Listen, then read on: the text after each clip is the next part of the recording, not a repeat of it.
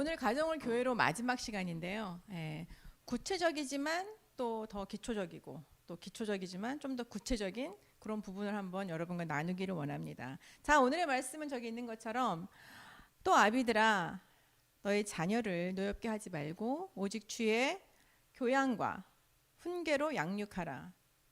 그래서 나는 아비가 아니에요. 나는 들을 필요가 없어요. 이렇게 생각하시면 안 되겠죠? 웃어야 하는데. 네. 아니면 저 뒤에 나는 아비가 아직 안 됐어요. 다 아비 되실 분들이에요. 그죠? 그리고 여기서는 당연히 아비야를 할 때 부모를 다 포함하는 거죠. 사실은 아비야가 아버지들을 부르는 건 맞습니다. 왜냐면 자녀 양육에 엄마에게만 독박 양육하라는 말씀이 아니기 때문에 아버지에게 큰 책임이 있기 때문에 아비드라라고 부르긴 했지만 부모님들 같이 들어야 되겠고요. 자, 제가 어디 가서 강의를 하면 저희 친정 엄마가 어디 가서 칠판에 쓰지 말라고, 글씨 쓰지 말라고, 왜냐면 글씨를 하도 못 써서 그 강의에 그 권위가 떨어진다고 항상 그러시는데, 그래도 오늘 한번 써보겠습니다. 자, 아비들아 너희 자녀를 노엽게 하지 말고 그 뒤에 오직 주의 교훈과 다른 성경 그 개혁에는 교양과라고 돼 있죠. 오케이. 자, 오직 못 쓰긴 하죠. 주의 교양과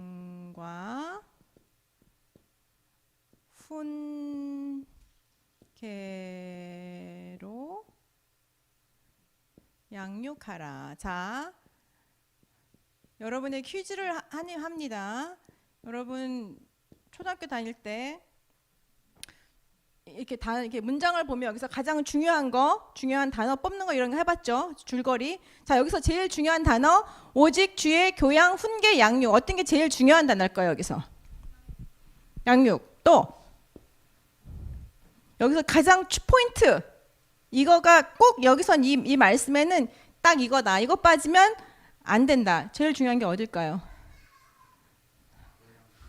말씀하세요. 뭐 겁내지 말고 말씀하세요. 이게 뭐 대학 입시 아니고, 네? 교양, 뭐 훈계. 앞에 두 분 말씀 안 하시는데요. 말씀하세요. 오직. 다 나왔는데요. 단어마다 오직 주의 교양, 훈계, 양육하라. 자, 오늘 정답이 있는 건 사실 아니지만 제가 보는 정답은 무엇입니까? 주예입니다. 주예입니다. 자, 여기에서 교양, 훈계, 양육 다 너무 좋고 중요한 단어입니다. 개념입니다. 그런데 이게 주의 교양, 주의 훈계로 주의 말씀을 양육하는 것이 아니고 나의 교양, 나의 훈계로, 나의 마음으로 세상의 교양, 세상의 훈계, 세상의 양육 방식으로 한다면 안 하니만 어떻게 해요? 못하다는 거죠. 그래서 이 말씀에 정말 중요한 것은 제가 하는 거지만 뭐 하나님 혹시 그거 아닐 수도 있지만 제가 보기에는 여기서는 가장 중요한 개념은 주예입니다. 하나님의 방법과 하나님의 뜻과 하나님의 훈육 방식으로 양육하라는 게 여기에선 제가 볼 땐 가장 중요한 포인트라고 봐요. 그래서 오늘은 교회를 가정으로, 가정 안에서 어떻게 우리가 더 귀한 자녀들을 기르고, 딱 자녀들만 기르는 것이 아니고 우리도 스스로 또 성장하고 성숙해 가야 하는데 정말 기초를 잘 다져서 구체적으로 우리를 더욱더 성숙시키고 또한 자녀들을 기르는 구체적인 것을 한번 가보겠습니다. 자, 우리가 집을 지으려면 기본으로 이제 기초 공사를 하죠. 기초 공사를 하고 가장 기본적으로 네 기둥을 세우죠. 세 기둥을 세워도 사실은 뭐 지붕은 올릴 수 있어요. 근데 가장 기본적으로 네 기둥을 세우죠. 네 가지 기둥이 세워야 기본적으로 이런 골격이 나오겠죠. 그래서 오늘은 교회를 가정으로, 가정에서 드려지는 아름다운 예배, 아름다운 교육, 양육, 주의 교양과 훈계로 양육하는 우리 가정에서 꼭 있어야 될 네 가지 기둥이라고 제가 얘기를 해요. 자녀 양육의 네 가지 기둥. 그런데 이 기둥이 네 가지 단어로 만들어집니다. 그것을 여러분과 한번 나눠보고 싶어요.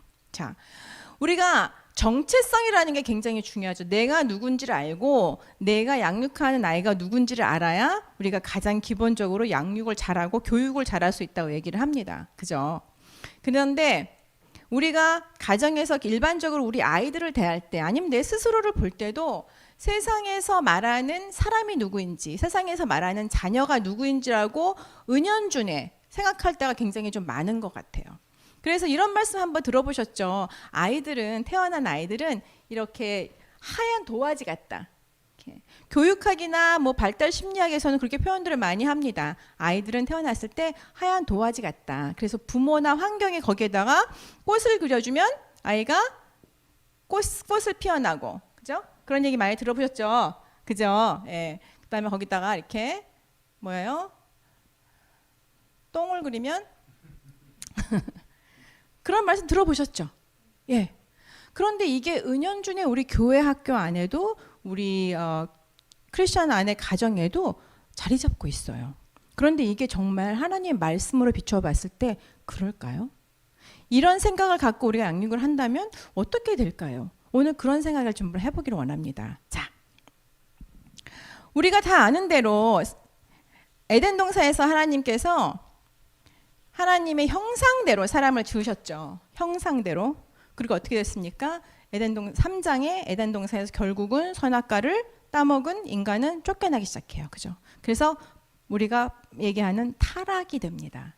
그래서 인간을 어떻게 보느냐가 가정에서 아이들을 어떻게 기르고 내가 하나님의 말씀을 받는 성숙에 굉장히 중요한 시선을 고정시켜요. 만약에 내가 생각하는 인간이 아이는 뭐 알겠어요. 순진하고 순전하고 또 성경 말씀이 아이들과 같아야 우리가 천국에 들어간다 이렇게 말씀하셨기 때문에 아마 아이들은 굉장히 순전할 거예요. 그 말씀하고는 지금 오늘 말씀하는 건 조금 다른 의미가 있지만 그렇게 생각한다면 많은 부분에서 성경에서 말하는 사람에 대한 오해가 조금씩 들어오기 시작해요. 그러면서 우리의 교육 방법이나 양육을 하는 그런 태도나 마음 자세가 성경에 합하지 않는 방향으로 흘러갈 수가 있는 거죠. 그래서 네 가지 제가 어떠한 주의라고 얘기를 해요. 어떠한 생각, 어떠한 개념이에요. 그 첫 번째는 아까 말씀드린 타락, 그죠? 굉장히 마음 아프고 슬프고 어려운 개념이지만 우리는 모두 어떻게 됐다? 타락했죠. 죄의 속성을 갖고 태어났죠. 그렇죠. 그렇다면 인간이 모든 사람이 죄를 범하였으면 하나님 영광 이르지 못하더니라고 로마서 말씀하시면 모든 인간에는 나도 포함되죠. 그럼 우리 아이도 포함이 될까요? 안 될까요? 포함이 되죠. 포함이 되죠. 갓 태어나서 정말 반짝반짝한 정말 그 예쁜 아이도 죄의 속성을 갖고 태어나는 죄인이라는 거죠. 그래서 첫 번째 우리가 기억해야 될 것은 죄인입니다. 죄의 속성을 갖고 태어난 나도 죄인이지만 어른들이 죄인이라는 건 다 인정이 되잖아요. 우리는 죄의 속성이 있어요. 우리 마음에 교만도 있고 못도 있고 반항도 있고 다 있는데 우리 아이가 이렇게 예쁜 아이가 그 성경에 말씀하시는 것은 모든 사람이 죄를 범하였음에 하나님의 영광 이르지 못하더니 우리 아이들도 포함이 된다 안 된다? 된다는 거죠. 그런데 이게 구체적으로 우리 가정에 아니면 교육을 할 때 양육을 할 때 잘 적용되지 않는 경우가 너무 많아요. 저희가 이제 선교지에 있으면서 아이들이 이제 학교를 다니는데 한동안은 이제 현지 학교를 보냈고 그 다음에는 이제 국제 학교를 보냈어요. 근데 국제 학교에서 이제 이렇게 어머니들 그룹을 제가 상담하고 이렇게 인도하고 뭐 이제 그런 자리에 있었는데 학교에서 이제 아이들이 문제가 일어날 수 있잖아요. 뭐 아이들이 뭐 심하게 싸운다든지 뭐 누가 누구를 굉장히 괴롭힌다든지 이제 이런 일이 있을 수 있어요. 그래서 한 초등학교 3학년, 4학년쯤 되는 반에서 어떤 여자아이가 그 반 아이들을 심하게 너무 심하게 짓궂게 조금 못되게 계속 괴롭히는 과정이 있었어요. 그래서 이제 부모님들을 학교로 불러서 이제 얘기를 하기 시작했어요. 교장 선생님이 이제 면담을 하고 제가 이제 통역을 하고 이제 이런 식으로 했는데 거의 그 케이스만이 아니고 다른 케이스도 이런 얘기들이 굉장히 많아요. 어머 우리 아이가 그럴 리가 없어요. 우리 아이가 그럴 리가 없어요. 분명히 옆에 애가 우리 아이를 그렇게 했을 거예요. 아니면 옆에 애가 어떠한 영향을 받았을 거예요. 어린 아이들 또 청소년기 아이들이 무슨 뭐 일을 크게 쳤어요. 어디 가서 뭐를 살짝 훔쳤어요. 그래서 다 엄마들을 불러서 다 같이 얘기를 해요. 그럼 엄마들의 태도가 우리 아이가 그럴 리가 없어요. 분명히 누구누구의 나쁜 영향을 받아서 누구누구 애를 나쁜 영향을 받아서 우리 아이가 그렇게 됐을 거야 하고 생각하는 엄마들이 참 많았어요. 부모님들이. 그런데 그 아까 말씀드린 그 3학년 초등학교 여학생 그 부모님이 사실은 목회자 가정이었어요. 근데 목회자 가정에서 우리 아이 그럴 리가 없어요. 절대로 그럴 리가 없어요. 얼마나 착한 아이인데 천사 같은 아이인데요. 그래서 제가 속으로 뭐 집에서는 굉장히 착할 수 있지만 이게 좀 신학적으로 문제가 있는 거죠. 그죠? 그렇지 않습니다. 왜냐하면 성경이 말하기를 우리가 죄 중에 잉태하였고 우리가 죄의 속성을 갖고 태어나 그렇기 때문에 우리가 예수 그리스도가 필요한데 그죠? 만약에 우리가 정말 아무 죄의 그게 원죄의 속성에 태어나지 않았다면 그것이 우리를 붙잡고 있지 않다면 어떤 포인트에서는 그럼 그리스도가 십자가에 돌아가실 이유가 없어져 버리는 거 아니겠어요? 정말 태어날 때 이렇게 하얀 백지 같은 아이로 그러니까 우리도 한 포인트에선 백지 같은 사람 태어났다면 어떻게 보면 십자가의 구속에 하나님의 피 흘림심이 있을 필요가 없을 상황까지 가는 거죠. 굉장히 문제가 커지는 거죠. 그래서 가정에서 정말 정확하게 인지해야 될 것이 나도 정말 주의 그리스도의 은혜가 필요한 죄인이지만 우리 아이가 지금 1개월이고 10살이고 20살이고 그거 상관없이 이 아이도 결국은 죄의 속성을 갖고 태어난 아이다. 죄의 속성을 갖고 태어난 아이들을 인간이 제일 갖고 있는 게 무엇이냐면은 겸손일까요? 교만일까요? 어렵죠. 너무 어려워. 죄의 속성을 갖고 난 인간이 처음으로 갖고 겸손일까요? 교만일까요? 순종일까요? 반항일까요? 그렇죠. 인간은 태어나면서 순종하려고 태어나지 않습니다. 권위에 순종하지 않습니다. 그런데 제가 이제 한국에서만 있는 일은 사실 아니에요. 다른 나라에도 있지만 한국에 와서 이렇게 보는 가정들을 우리 세길교회 가정들은 전혀 없어요. 저기 어디 강원도 산골에 가면 그런 가정들이 많아요. 아이들 길을 꺾으면 안 된다고. 예, 아이들 길을 꺾으면 안 된다고. 아니면 이런 말씀을 갖다 드리면서 자녀들아, 아비들아, 너의 자녀를 노엽게 하지 말고 이런 성경 구절을 갖다 대면서 아이들을 그렇게 억압하거나 뭐 훈계하거나 노엽게 하면 안 된다고 아이들을 그저 우쭈쭈쭈 해서 기르는 어떤 그런 교육 철학들이 지금 진행되는 것을 많이 보게 됩니다. 그런데 그거 자체는 사실은 굉장히 권위주의적인 부모에게 큰 저희 세대나 저희 어른들 세대들은 굉장히 권위주의적인 부모에게 컸기 때문에 그것이 너무 힘들어서 우리 아이들은 좀 편안하게 기르고 싶은 마음이 있는 젊은 부모님들이 그렇게 하시는 건 충분히 이해가 가지만 어떻게 보면은 성경에서 말하는 아이를 그렇게 훈육하는 것이 성경에서 말씀하시는 어떤 양육의 방식이 아니라는 거죠. 아이들이 태어났을 때 권위에 순종하는 것을 가정에서 따뜻함으로 단호함으로 가르쳤을 때 이 아이가 하나님의 권위에도 순종을 잘 할 수 있는 아이로 큰다는 거예요. 그런데 이 가정의 중심이 어떻게 보면 권위가 없어. 리더가 없어요. 가정에. 리더가 누구냐? 아이가 태어나면 그 아이가 그 가정의 권위자가 돼버려요. 태어나면 그 아이가 그 가정의 리더가 돼버려요. 이 가정은 이 아이를 중심으로 움직여요. 옛날에 왜 우리가 지구를 중심으로 우리가 다 이렇게 모든 별들이 도는 줄 알았잖아요. 그것처럼 아이를 중심으로 이 가정은 돌아가요. 이 아이는 그렇게 큰 아이는 의식적으로 무의식적으로 내가 이 가정의 중심이구나. 엄마 아빠가 나에게 맞춰야 되는구나. 라고 시작을 하고 결국은 이 사회가 나한테 맞춰야 되는구나. 내가 누구에게 맞추거나 내가 누구에게 순종하거나 하는 것을 배우지 못한다는 거죠. 그래서 결국은 지금 한 가정의 자녀가 특히 우리 중국 같은 경우는 자녀가 하나밖에 없는데 이 아이들을 보통 샤오황띠라 그러죠. 작은 황제라고 그러죠. 그 아이들이 결국은 순종을 배우지 못하는 권위에 순종하고 겸손을 배우지 못하는 그런 가정에서 크게 된다는 거죠. 그래서 정말 중요한 것은 아이가 태어났을 때 이 가정의 중심은 엄마, 아빠, 부모이고 부모의 권위와 안정감 그 권위가 이 아이를 누르는 어떤 힘으로 누르는 권위가 아니고 그 아이에게 가장 안정감과 안전감을 주는, 그 다음에 편안함, 평안함을 줄 수 있는 부모가 갖는 권위죠. 그것은. 그래서 그 권위가 세워졌을 때 아이는 그 안에서 먼저 순종하는 것을 배우기 시작합니다. 그래서 아이를 양육할 때는 정말 중요한 것은 이 아이도 순종을 배우고 겸손을 배워야 하는 그런 죄성을 갖고 있는 아이라는 것을 항상 기억하고, 나도 그렇지만 우리 아이도 그렇다라는 것을 기억하는 게 중요해서 죄인 의식이라고 제가 표현합니다. 나도 죄인이고 너도 죄인이야. 두 번째는 제자입니다.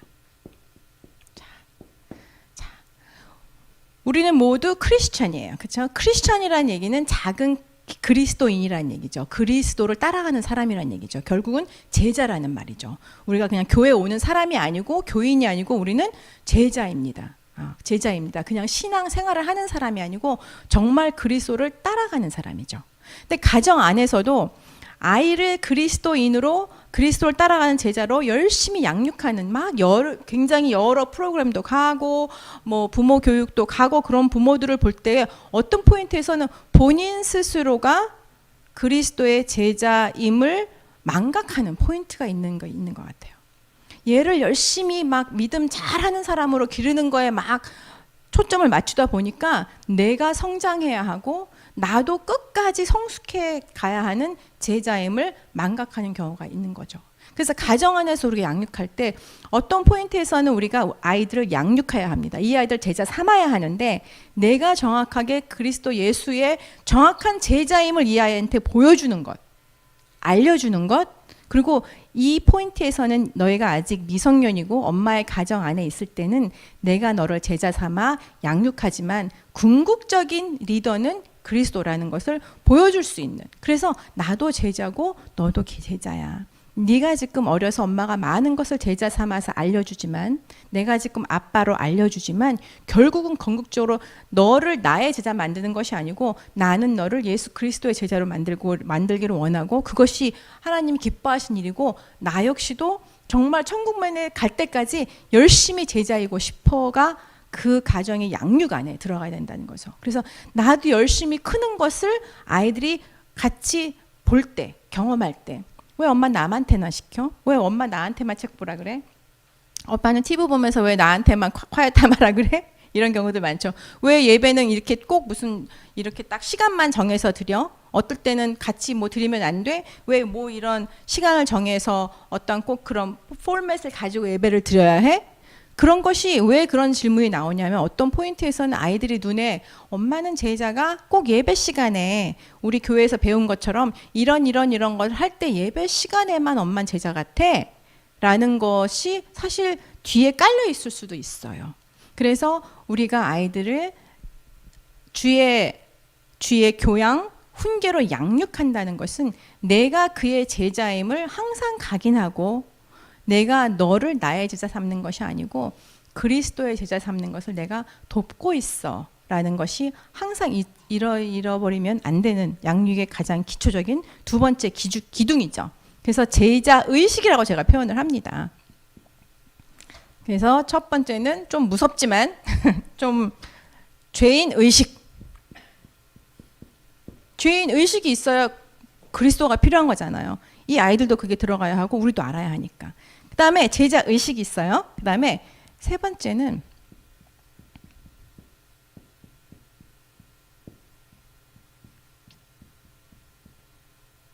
청지기 의식입니다. 이 청지기 의식이 여러 가지를 포함을 하죠.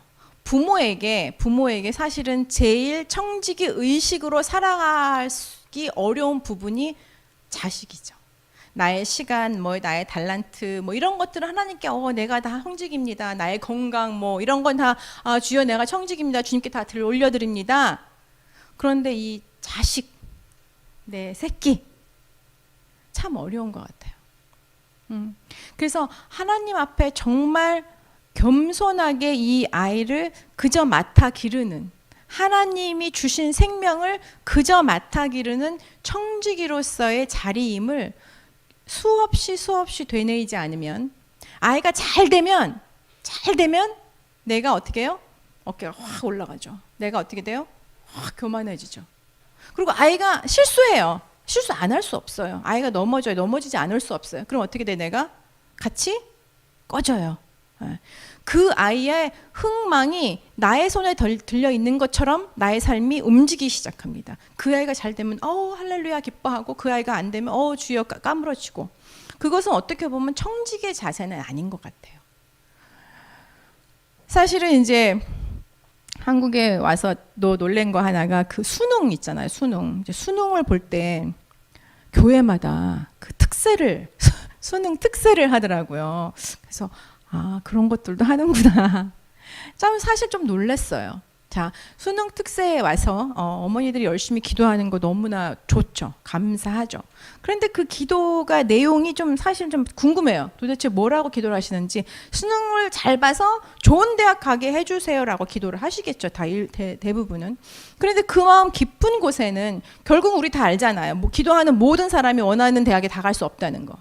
결국은 우리 아이가 되면 누군 떨어지죠. 그런 것들이 내 마음속에 혹시나 들어와 있는 건지, 그런 이해도가 혹시나 들어와 있는 건지, 그리고 그 기도의 목적이 좋은 대학을 가게 하겠다는 그 목적이 정말 이 아이의 어떤 소명과 하나님이 이 아이에게 주신 어떤 그런 삶의 의미를 더 풍성하게 하기 위해서 하는 것인지, 아니면 내가 갖고 있는 어떤 욕망, 야망 때문에 하는 것인지 한 번쯤은 생각해 보고 싶은 때가 있는 거죠. 왜냐하면 이 아이가 나의 소유물처럼 여겨질 때가 있고, 이 아이가 나를 대리 만족시켜줄 수도 있다, 아니면 대리 만족시켜줘야 된다라고 느껴질 수 있는 거, 그것이 사실 청직의 의식이 아닌 거죠. 나는 내게 주신 이 시간에서 최선을 다하고 그 결과는 결국은 내가 책임질 수 없는 것이 청직의 의식이거든요. 그래서 이 아이가 건강하든지 아프든지 공부를 잘하든지 어느 순간에 공부를 못하든지, 그것이 나의 하나님에 대한 소망이나 하나님에 대한 신뢰가 막 흔들린다면 내가 하나님께 갖고 있는 어떤 청지기의 의식이 조금은 굳건하지 않는다는 그런 것으로 받아들이시면 될 것 같아요. 그러면 내가 어떻게 더 청지기로서 더 굳건해 가야 하는지를 깨달아 갈 수 있겠죠. 그래서 혹시 그러시다면 내가 더욱더 청직이라는 것을 정확하게 받아들이고 그 청지기의 사명을 충성을 다해야겠구나라는 것을 더욱더 우리가 굳게 잡고 나가야 될 포인트가 온다고 생각을 해요. 그런데 나만 청지기가 아니죠. 왜냐하면 당연히 아이들도 청지기죠. 그래서 아이들의 삶 속에 일어나는 많은 부분들도 내가 아이들을 정말 하나님이 주신 나의 자리는 청지기입니다라고 아주 겸손하게 고백할 때 이 아이들의 삶 속에 있는 많은 것들도 본인들이 손을 피고 내어놓을 수 있는 것 같아요.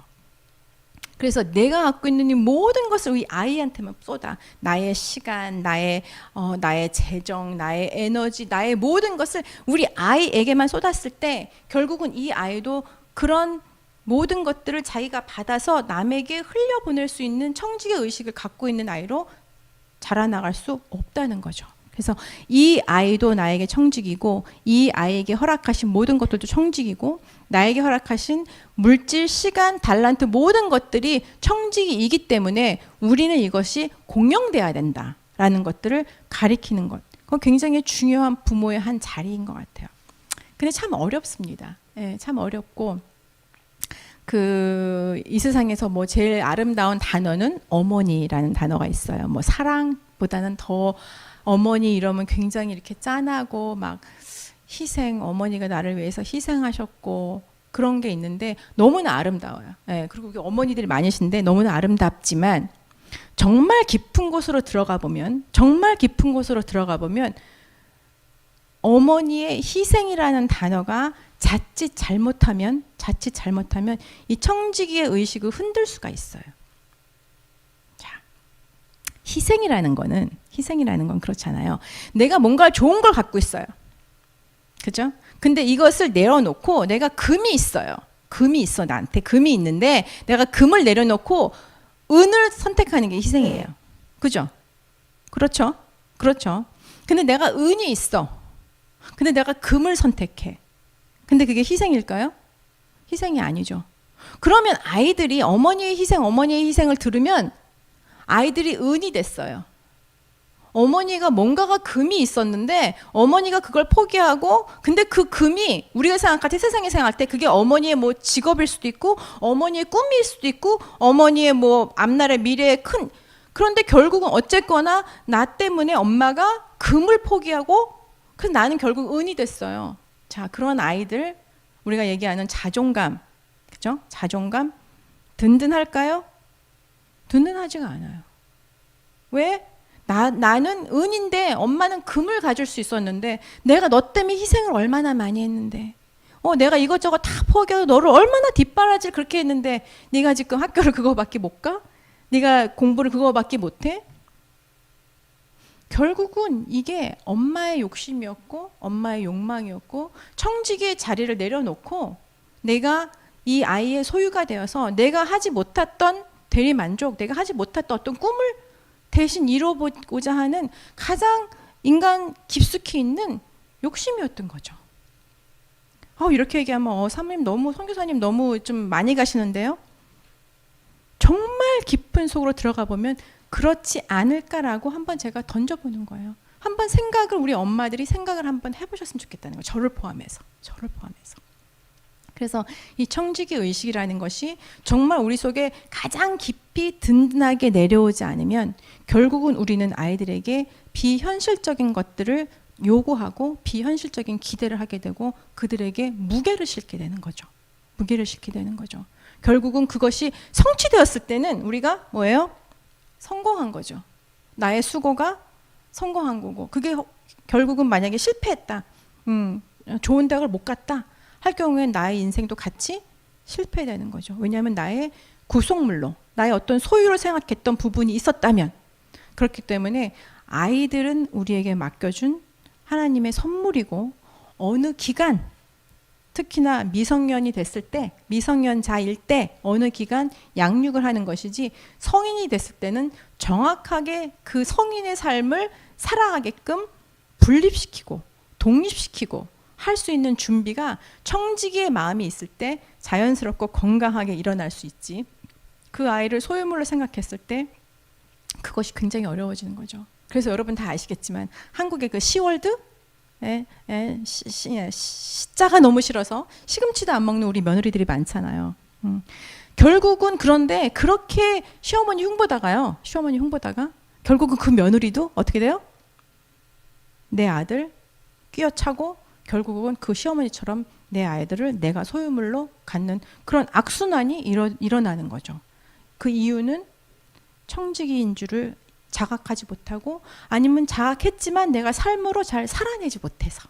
그래서 항상 저 아이들 내 아이 아니야, 하나님이 주신 아이야, 청지기야, 나의 시간, 나의 에너지, 모든 것들 이 아이에게만 쏟는 건 아니야, 같이 나눠야 해. 그래야 이 아이도 이 세상의 청지기임을 기억하고 이 아이도 그 삶을 그렇게 살아갈 거예요. 그래서 청지기, 쉽지 않지만 한번 항상 기억해야 되는 그 청지기. 네 번째는 공동체의 일원. 특히 지금 같은 시대에 아이들이 굉장히 고립돼서 크잖아요. 뭐 특별히 꼭 코로나가 터지기 전에도 저희 윗대 같은 경우는 일단 기본적으로 가족이 대가족이어서 뭐 3대가 같이 사는 건 일반적이었어요. 그래서 이 아이들이 그냥 무의식적에 그게 성경적이든 아닌지는 알지 못하지만 어떠한 공동체의 한 사람으로 본인의 특권이 있고 본인의 의무가 있고 본인의 역할이 있는 것을 자연스럽게 그냥 습득하면서 살았던 아이들이 있어요. 아마 저희 밑에 때까지 그랬을 거예요. 근데 지금 요즘에 살아가는 아이들은 한 가정에 애 하나만 갖기도 막 어려우니까 아예 하나 기르고 아니면 둘 기르고, 그리고 할머니 할아버지하고 어떤 접촉이 많이 없어지는 그런 결과적으로 그런 상황들이 벌어지면서 공동체 의식이 굉장히 많이 무너지고 있죠. 그러면 이것이 공동체 의식이 무너진다는 것은 우리가 인간이 태어날 때부터 죄의 속성을 갖고 태어나기 때문에 이기심이 많을까요? 이타심이 많을까요? 이기심이 많아요. 이기심이 많은 아이들이 그렇게 살면서 내가 누구에게 좀 이렇게 순종하고 그다음에 타협하고 양보하고 이런 것을 배워야 되는데, 이기심이 똘똘 뭉친 죄의 속성을 가진 우리 인간들이, 아이들이 태어나서 그 가정에 전부 다 어른들만 있어. 어른들만 있어. 나만 악이야. 그러면 나만 악이면 우리 어른들이 이 아이를 일단은 다 맞춰주죠. 그래서 아까 말씀하신 것처럼 이 가정은 나를 그 중심으로 돌아가는 것 같은 그런 착각에 빠질 수 있다는 거죠. 그렇게 성장하다 보면 나는 이 가정에서 특권만 주장하는, 의무와 역할이 없어지고 특권만 주장하는 아이들로 성장할 수 있어요. 그렇다면 이 아이는 결과적으로는 공동체를 어디 들어가야 돼요. 학교를 갈 수도 있고 교회에 올 수도 있고, 아니면 성장을 해서 남편이 되거나 아내가 될 수 있죠. 그러면 그 안에서 공동체의 일원이라는 것은 특권이 있고 책임이 있어요. 의무가 있잖아요. 한국 사람이라는 것은 특권이 있고, 한국에 살 수 있는 특권이 있고, 또한 우리가 납세를 해야 되고, 이런 것들이 있는 거죠. 그런데 자연스럽게 공동체 안에, 큰 공동체 안에 지금 자라지 않는 아이들, 자라지 못하는 아이들은 그것을 의도적으로 가르치지 않으면 굉장히 특권만 갖고 자라나는 아이들이 되면서 학교에 가거나 아니면 성인이 됐을 때, 성인이 돼서 친구를 사귀고 연애를 하고 결혼을 하는 과정이 굉장히 어려워진다는 거죠. 그래서 이 공동체의 일원이라는 것은 어떻게 보면 성경에 정확하게 말씀하시는 게, 교회가 다른 모습의 사람들이 모여서 한 공동체를 이루고 머리 대신 그리스도와 함께 서로를 밀어주고 당겨주고 하면서 든든하게 세워가는 게 공동체이고 교회인데, 그것이 가정에서 자연스럽게 공동체라는 것의 어떤 가치를 잘 아는 교육받은 아이들이 교회라는 공동체에서도 자기 역할을 잘 감당할 수 있고, 특권만을 주장하는 것이 아니고 역할을 감당하고, 학교에 가서도 나의 특권만을 주장하는 것이 아니고 역할을 감당하고 의무를 감당할 수 있는 아이들로 큰다는 거죠. 하나님의 나라가 점점 왕성해지고 든든해지는 것은 그 공동체 한 사람 한 사람이 정확하게 섰을 때이겠죠. 그런데 지금 우리가 보통 다음 세대 걱정들을 굉장히 많이 합니다. 근데 그 중에 하나 정말 약하여진 것이 공동체 의식인 것 같아요. 더더군다나 지금 우리가 교회에 모이지도 못하고, 교회에 모여도 멀리서 인사만 하고 가고, 교제를 우리가 얘기하는 교제를 하지 못하는 이런 굉장히 특수한 상황 속에서 이 아이들에게 나도 이 한 사회, 이 가정의 공동체의 일원이라면 내가 해야 될 의무가 있고 역할이 있다는 것을 의도적으로 가르치지 않으면 정말 배울 데가 없어지는 거죠. 그래서 우리가 교회를 가정과 교회가 분립되면 안 되고, 가정에서도 자연스럽게 예배가 진행이 되고, 말씀이 양육이 되고, 말씀이 살아내야 되고, 말씀이 구현돼야 되는데, 정말 우리가 잊지 말아야 될, 특히나 우리 부모님들이 잊지 말아야 될 4가지 자녀 양육, 주의 교양과 훈계로 양육할 때 그 주의 예수 그리스도 안에 있는 아이들로 길러야 할 때 필요한 4가지 기둥 같은 의식에 대해서 여러분 가운데 나눴습니다. 하나를 설명을 해도 굉장히 많은 시간이 갈 수 있어요. 한 가지만 해도. 근데 오늘은 딱 요 4가지 단어만 딱 기억하시면 어떠한 상황이 닥쳤을 때, 이것은 이런 방향이니까 내가 이렇게 양육해야 되겠지라는 기초가 깔린다면, 앞으로 좀 더 구체적인 실전적인 부분에 가서는 우리 같이 또 씨름해 가면서, 연구해 가면서 서로 밀어주고 당겨주면서 잘 할 수 있을 것 같아요. 근데 이제 맞추면서 더 중요한 한 가지를 말씀드리기로 원해요. 자, 아이는 어떻게 만들어져요? 아이가 어떻게 만들어져요? 너무 어려워요? 배추에서 나와요? 아니죠. 엄마가 아빠가 있어서 엄마가 아빠가 사랑을 해서 나오잖아요. 아이가. 그죠? 엄마가 있고 아빠가 있죠. 하나님의 창조에 이 우주를 창조하신 이 인간계가 지속되고 평창되는 것은 가족을 통한 생명이 탄생하는 것이 하나님의 계획이었어요. 였어가 아니고 계획입니다. 그 외에 방법이 없어요. 만약에 아담과 하와가 둘이 처음에 에덴 동산에서 쫓겨날 때 둘이 사이가 좋았을까요? 안 좋았을까요? 막 사랑해서 에덴 동산에 쫓겨날 그 무렵에 막 둘이 막 사랑했을까요? 사랑 안 했을 것 같아. 왜? 남편이 막 왜 먹었냐고 하나님이 왜 이거를 먹었는데 하니까 남편이 어떻게 했어요? 죄송합니다. 제가 남편의 자리로서 그렇게 하면 안 됐고 우리 아내도 내가 보호를 해야 하는데 그렇게 안 했잖아요. 어떻게 했어요? 어떻게 해요? 뒤집어 씌웠잖아요. 예. 책임 전가했잖아요. 그 포인트에서 이 두 사람은 사이가 분명히 낫겠죠. 이거 아내가 된 하와가 저 인간을 믿고 내가 평생을 어떻게 살아? 둘이 굉장히 사이가 안 좋았을 거예요. 그래서 만약 계속 제가 지난번에 언제 한번 말씀드렸을 거예요. 둘이 그냥 아예 갈라섰어. 예. 그 에덴 동산에 쫓겨나서 둘이 아예 갈라서고 아주 각방 쓰기 시작했어. 그럼 어떻게 됐겠어요? 어떻게 됐겠어요? 우리 여기 없겠죠. 그럼 누가 그래? 하나님 다른 방법. 하나님 다른 방법이 있으실 수도 있지만 하나님의 방법은 남자를 만들고 여자를 만들고 이 두 사람이 결혼해서 그 안에서 나오는 생명으로 하나님의 창조를 이어가시고 팽창해 가시는 계획이었어요. 당연히 지금은 그렇지 않은 방법으로 이 하나님의 창조가 진행되고 있지만 처음부터 하나님의 방법은 그것이 아니었고 거룩한 자손들을 위해서 하나님께서 하신 거죠. 그래서 다시 돌아가면 아이에게는 누가 있어요? 부가 있고 모가 있어요. 그죠? 그러면 아이를 아까 말씀드린 아이를 권위에 순종하고 겸손하고 그런 아이로 잘 양육하기 위해서는 뭐가 필요해요? 부가 필요하고 모가 필요해요. 그죠? 근데 그 부, 모가 하나가 돼서 이러한 네 가지 의식을 둘이 잘 하나가 되어서 아이가 영육할 때 그 아이가 하나님 보시기에 아름답고 귀한 아이를 클 수 있다는 거죠. 자, 집에서 맨날 부부가 서로 존경하지 않아요. 서로 사랑하지 않아요. 그런데 때 되면 예배드리자.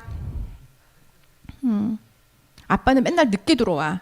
아빠는 집안일 신경 안 쓰는 것 같아. 신경 쓰시겠죠. 안 쓰는 것 같아. 근데 예배드린 날만 일찍 들어와. 그래서 예배드리자.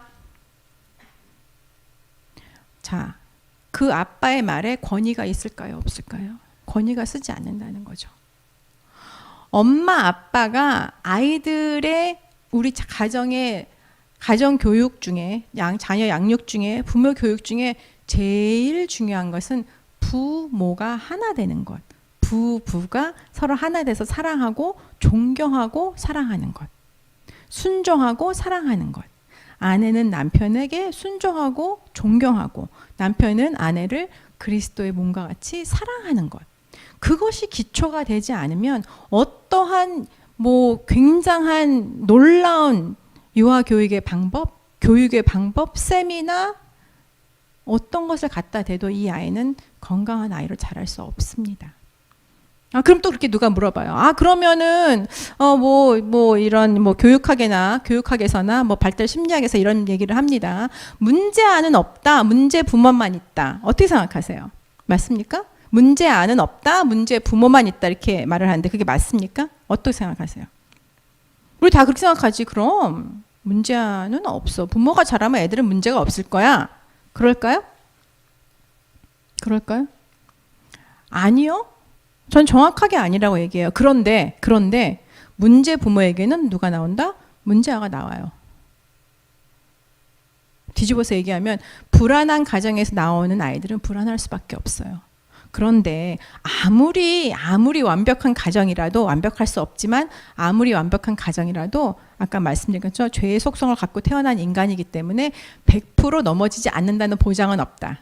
다시 뒤집어서 얘기하면 불안한 가정에서 태어난 아이들은 정말 불안할 수밖에 없지만 그러면 안정된 가정에서 태어난 아이가 안정되고 건강하게 자랄 확률이 훨씬 높다는 거죠. 그렇지만 이것은 100% 보장하냐? 보장 못해요. 그렇죠? 열심히 공부한다고 100% 보장해서 우리가 어떤 보장을 해서 스카를 간다는 보장이 있을까요? 없는 거나 마찬가지죠. 그렇지만 공부를 안 하면 스카에 갈 수 있는 기회가 있을까요? 절대로 없는 거죠. 그런 것처럼 그래서 우리에게 주어진 부모에게 주어진 그 청지기의 역할을 정말 최선을 다해서 하고 그 결과는 아무도 100% 보장할 수는 없지만 그것을 열심히 사랑하고 인내하고 나아가지 않았을 그 포인트에서는 결과적으로는 아이들이 그 어려움을 답습하는 경우를 뭐 여러분도 많이 보셨겠지만 저는 거의 매일매일 보잖아요. 상담을 하면서. 그래서 오늘 다시 돌아가자면 이런 모든 것들이 너무 중요합니다. 이런 모든 것들이 중요하고 아이를 노엽게 하지 않는 것도 중요한데 제가 그래서 그런 얘기 말씀드려요. 아비들아, 너의 자녀를 노엽게 하지 말라. 그러면 노엽게 안 하는 방법을 알아야 될 거 아니에요. 그러면 아이들한테 막 야단치고 이런 것들을 안 하면 되는 겁니까? 그렇게 말씀하시는 분이 당연히 그렇죠. 그런데 아이를 정말 노엽게 하는 것, 아이를 정말 힘들게 하는 것을 제가 아이들이랑 상담해 보면 뭔지 아요? 엄마 아빠가 불화한 게 아이들을 가장 노엽게 한다는 거죠. 엄마 아빠가 서로를 사랑하지 않고 쉽게 말하면 싸우고 서로를 무시하고 한 것이 그 아이들을 가장 불안하고 힘들고 노엽게 한다는 거예요. 그런 부모님이 아무런 이런 어떤 의식을 갖고 아이들을 양육한다 해서 이 아이가 그 양육에 그 권위에 순종하고 양육을 받아들일 것인가? 아이가 아주 어렸을 때는 선택이 없으니까 받아들이겠죠. 아이가 조금만 크면 그때부터는 자연스럽게 밀어낼 수밖에 없는. 왜냐하면 두 부부의 사랑이 하나님의 사랑을 나타내는 가장 아이에게는 정확한 복음을 볼 수 있는 가장 정확한 어떤 모델이기 때문입니다. 그래서 오늘 말씀을 마치면서 이 네 가지 너무 중요합니다. 너무 중요하지만 어떻게 보면 더 중요한 것은 부모의 결합. 그것이 곧 하나님의 어떤 우리를 사랑하심, 하나님의 어떤 계획, 그것을 가장 아름답게 나타내는 표본이라는 거. 그래서 그 표본 아래 이런 의식들을 갖고 아이들을 최선을 다해서 저희가 기도하고 양육하지만 결국은 결과는 또한 하나님께 올려드려야 되고 그 결과에 우리가 휩쓸리지 말고 그 결과에 우리가 올라갔다 내려갔다 그 믿음에 휩쓸리지 말고 그 결과는 하나님께 드리고 우리의 소망은 끝까지 흔들리지 않는 하늘의 소망을 두고 가는 길이 성숙해 가는 부모의 길이고 그 성숙해 가는 부모의 길을 보고 따라오는 아이들도 안정적이고 성숙한 아이들로 우리 뒷모습을 보고 성장하리라고 믿습니다.